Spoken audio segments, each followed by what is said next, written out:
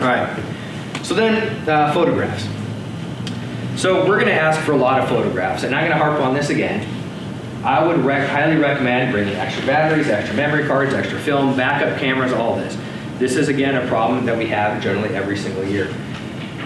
We need to be able to adequately ensure that your documentation, your photo documentation is legible and that we can see that you did actually complete the work that you're indicating through your lease application. So, some of the photos we're going to be asking for. So we're going to ask for a photograph of your access route, however it is that you're going into the area. The reference point, close-up of your reference points where you can get in there and you can see that.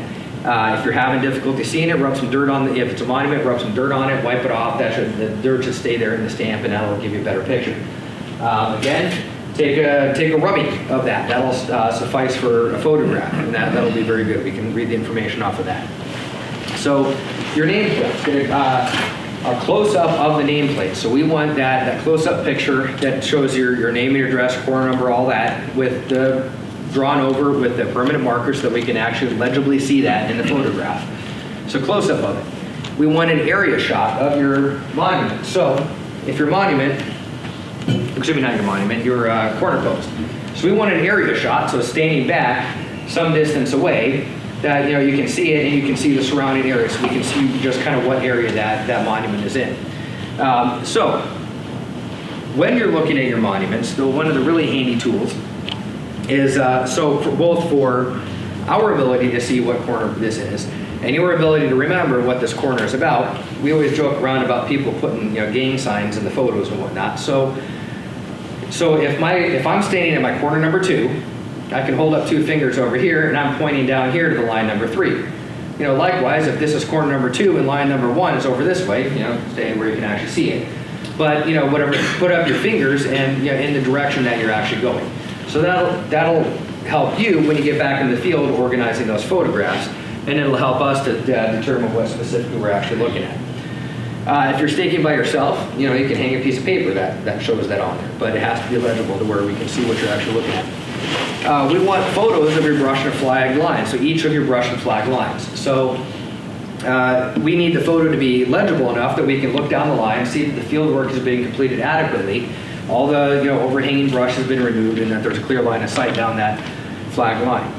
If there's additional features within your area, this might not show up very well in the photograph, but a little tiny little stream going through there. Take pictures of any of those features. If there's a large outcropping, if there's a trail, something like that, capture that with your photographs. When you're turning in your photographs, specifically, when you turn in your lease application and your photographs with that, we will accept either printed out copies of your photographs, emailed copies of your photographs, or we can accept them digitally. So you can give it to us on a flash drive, we can download it, you can give it to us on a DVD or disc, and we can receive them that way. So if you are going to give us digital copies of the photos, we're going to ask that you adequately name those photographs. So the image number 405372 means nothing to us. And so we need to, so in there, you can just very simply label that. So corner number 1, C1, reference point, RP. Your line between your corner number 3 and corner number 4, C3 to C4, something like that. Building site. Okay, maybe not BS, because that might be bad. All right, so didn't think that one through. Maybe just label a building site. So anyway, so label them adequately to where we can actually see just exactly what that photograph is actually of. Anyway, and that'll be sufficient for us. If you're going to be printing them out, so if you're going to go down to one of your local photo shops and print out either the film or the digital camera, just write it right there on the back as well, and that way we can see just exactly what it is. Again, I'm going to harp on taking field notes, so either using the photograph description page in your lease application, and in addition to that, bringing a notebook along.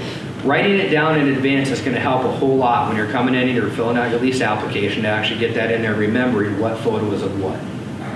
So a quick review on this. So you've come to the staking workshop, you've reviewed all the information, you've gone through the checklist, you've made copies of everything that you're going to take out there in the field, you've gone up to the public information, you've looked at Public Information Center, you've looked at additional resources for a bunch of different sites, you've picked out where it is that you're going to stake in the field, you've taken waypoints, you're familiar with the GPS, you've gone out to the area, you've located the area that you're planning on staking, you've walked around the area, you know what's going to be in the area. You've gone out there after 8 p.m. on the opening day of staking, you put your corner post in the ground, you brush and flag between all the lines. You've come back in the field with all your adequate field notes, and now you're ready to apply for a lease application. So, At this point, take that clean copy of that lease application that we originally discussed, the one without all the butt guts and snow marks on it and everything, and then start filling out. It's going to take a little while. Be accurate with the information. Read through your notes. Collect all your photographs. Collect all the information that you use to stake your parcel. We're going to ask for your GPS information and all that photographs. So the notes that you've taken from all your photographs. So. Specifically of note, there's going to be an affidavit on page 7 that has to be notarized and signed by the applicant. So if you are an authorized agent staking for an applicant, you need to make sure that at this time, although you may be doing it, plan on having the time to have that applicant sign and notarize that lease application at the time. So we're going to ask that you, when you come in and when you turn this in, there's going to be a $100 application fee, a copy of the staking map with the parcel drawn on it, or that blown up from the website showing it. All of your photographs labeled with the adequate description up there.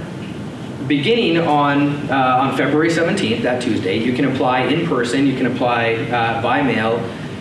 You can also apply by fax or email. However, that is all contingent upon us receiving that signed, notarized copy of your lease application within 15 days.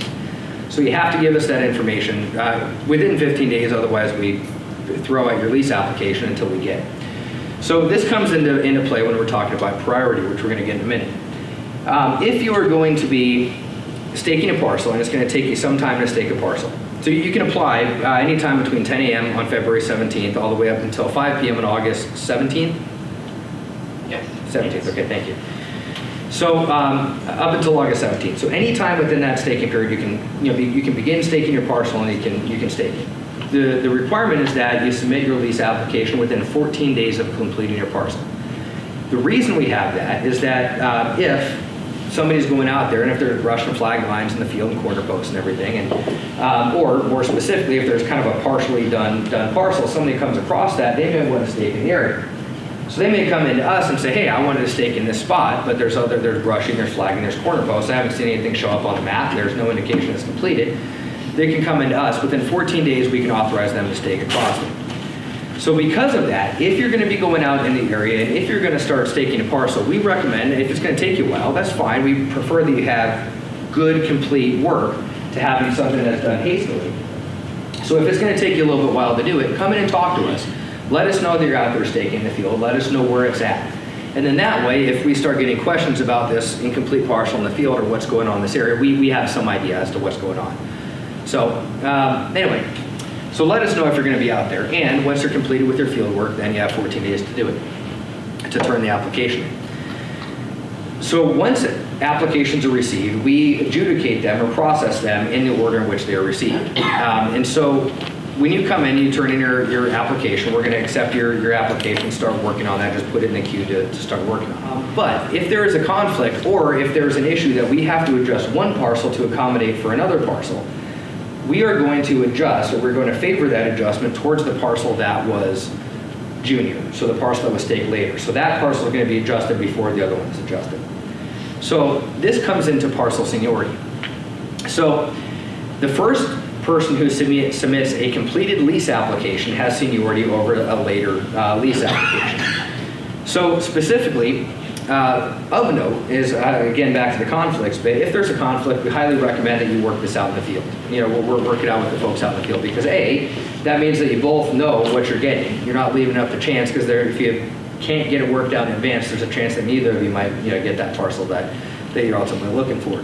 Additionally, these people are ultimately going to be your neighbors, so you might as well wait until you actually have patent the property before you start the feud. Makes a little bit of sense. So a little bit about how we actually do that. So we will accept completed applications, whatever again here as of February 17th, and they can be delivered by mail, fax, email, or in person. Here on the date on February 17th at 8 a.m. we will be up there in suite 1270. Thank you, 1270 up there, so adjacent to the Public Information Center. And so we'll be here in person. We'll also be in Fairbanks at the DNR office over there in the large conference room. So between 8 a.m. and 10 a.m. you can come in with your completed application, lease application, and submit that to be included in our priority of service drawing. So that is only for completed applications. If you have all your field work done, you're struggling either filling something out or whatever, or when you come in there, you might think it's complete, submitted it to us. We're going to review it and make sure it's complete before submitting it here. If it's not complete, you have up until 10 a.m. to get that completed in order to be submitted in the drawing. If you can't get it complete, that's fine. We'll process it after 10 a.m.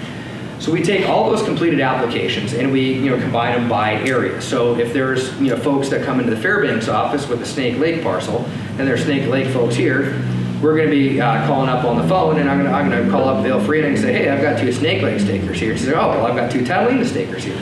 And so we're going to take the names down, we're going to throw them into the proverbial hat, and we're just going to draw out names to determine parcel seniority, who gets their application processed first. If there's only 1 staker for an area, there's no need to do that. They're the ones that get processed first.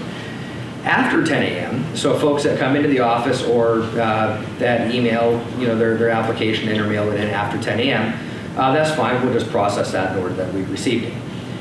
If you're intending to fax in your application, we strongly request, we are going to require that you email us your photographs.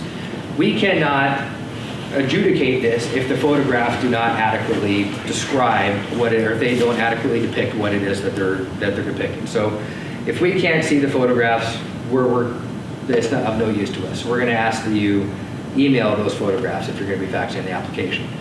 Bill Free might have already been in contact with a couple of you about residency, trying to fax that in, and yeah, driver's licenses just don't fax very well.